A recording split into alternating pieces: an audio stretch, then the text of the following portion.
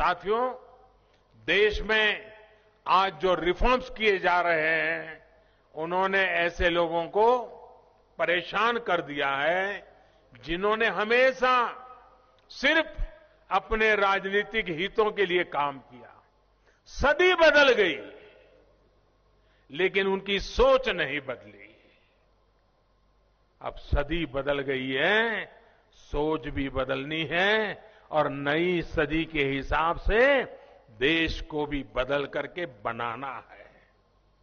आज जब ऐसे लोगों द्वारा बनाए बिचौलियों और दलालों के तंत्र पर प्रहार हो रहा है, तो जरा बौखला रहे हैं। बिचौलियों को बढ़ावा देने वालों ने देश के किसानों की स्थिति क्या कर दी थी, ये हिमाचल के लोग भी भली भांति जानते हैं। ये आपको भी पता है कि हिमाचल देश के सबसे बड़े फल उत्पादक राज्यों में से एक है। यहां के टमाटर, मशरूम जैसी सब्जियां भी अनेक शहरों की जरूरतों को पूरा करती है। लेकिन स्थिति क्या रही है? कुल्लू का, शिमला का या किन्नौर का जो सेब किसान के बाग से 40-50 रुपये किलो के हिसाब से निकलता है, वो दिल्ली में रहने वालों के घरों में करीब करीब 100-150 रुपये तक पहुंचता है। बीज का लगभग 100 रुपये का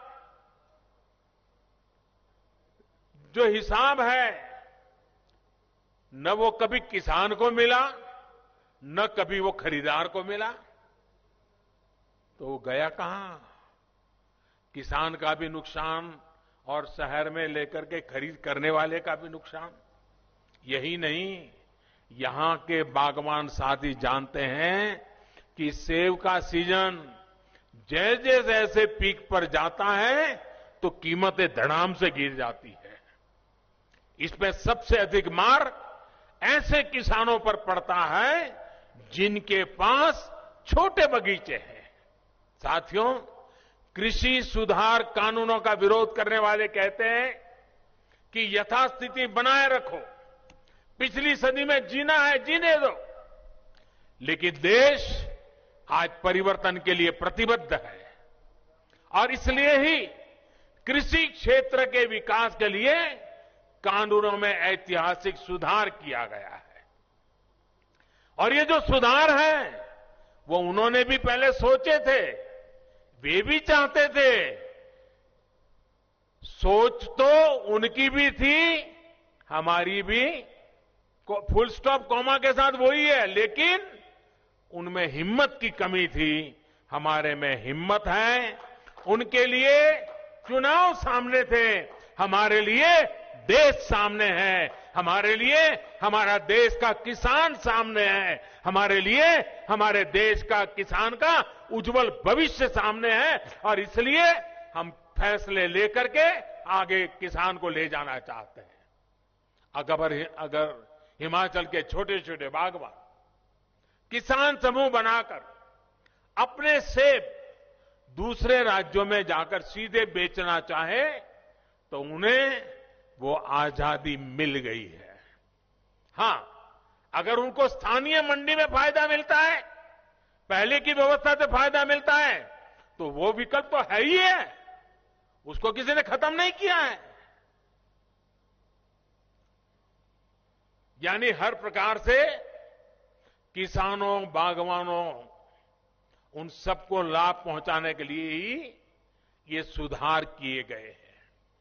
साथियों, केंद्र सरकार किसानों की आय बढ़ाने, खेती से जुड़ी उनकी छोटी छोटी जरूरतों को पूरा करने के लिए प्रतिबद्ध है। पीएम किसान सम्मान निधि के तहत देश के लगभग 10.25 करोड़ किसान, उन परिवारों के खाते में अब तक करीब करीब 1 लाख करोड़ रुपए जमा किए जा चुके हैं। 10.25 करोड़ से ऊपर। इसमें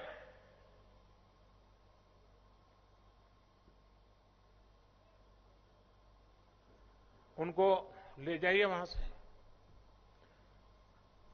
बिठा दीजिए उनको, बिठा दीजिए, बिठा दीजिए।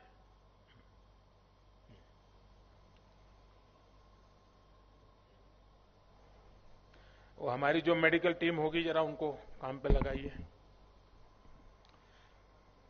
इसमें हिमाचल के 9.25 लाख किसान परिवारों के बैंक खाते में भी लगभग 1,000 करोड़ रुपए जमा किए गए हैं। कल्पना कीजिए, अगर पहले की सरकारों के समय 1,000 करोड़ रुपए का कोई पैकेज हिमाचल के लिए घोषित होता तो वो पैसा पता नहीं कहां कहां किस किस के जेब में पहुंच जाता, उस पर राजनीतिक श्रेय लेने की कितनी कोशिशें होती।